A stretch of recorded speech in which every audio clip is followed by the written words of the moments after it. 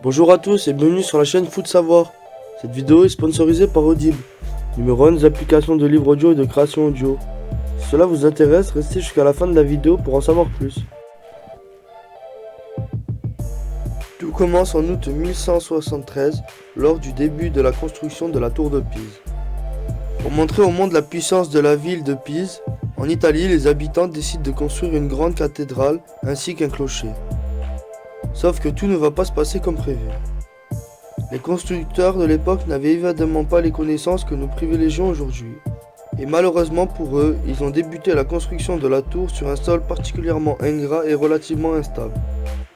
Si l'on rajoute cela, le manque de fondation, tous les ingrédients étaient réunis pour un désastre à venir. Finalement, l'effondrement n'aura pas lieu, mais l'histoire de la construction de la tour de Pise est ponctuée aux pauses. Au XIIe siècle, dans les débuts de la construction, le monument se met à pencher à partir de l'érection du troisième étage. Les architectes commencent alors à se poser des questions et la construction est interrompue pendant 90 ans. Ce n'est qu'en 1272 que les travaux reprendront avec l'ajout de 4 étages supplémentaires ajoutés en diagonale pour essayer de compenser l'inclination. Encore une fois, cette tentative échoue et les travaux sont à nouveau interrompus. Il faudra attendre le milieu du XIVe siècle pour que la tour de Pise soit achevée avec l'ajout du tout dernier étage, au diamètre volontairement moins important pour essayer de corriger l'inclinaison. Là encore, l'échec est visible puisque la tour restera penchée pendant des siècles. Au fil des siècles, la tour s'est affaissée de plus en plus, en quelques millimètres à chaque mesure en raison de l'enfoncement du sol, mais aussi de l'absence de fondation digne de ce nom.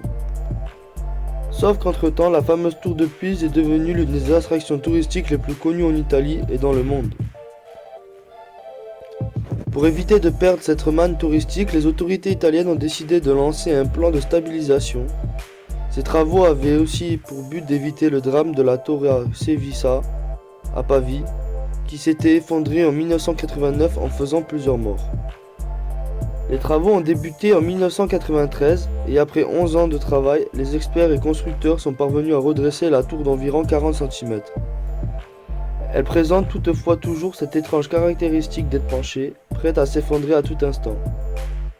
Mais rassurez-vous, elle est beaucoup plus solide qu'auparavant et continue d'accueillir des touristes dès leur découverte d'Italie. Et si vous l'ignorez, la tour de Pise ne serait pas plus penchée d'Europe. Non, cet honneur reviendra à un autre édifice se trouvant aux Pays-Bas, d'après les calculs d'un géomètre, un peu moins connu mais tout aussi impressionnant. Merci d'avoir visionné cette vidéo jusqu'à la fin. Si tu as soif de savoir, de connaissances et que tu vas apprendre tout en te divertissant, les plus de 400 000 livres et enregistrements audibles sur tout sujet confondu sont faits pour que tu puisses t'instruire et suivre ces activités en même temps.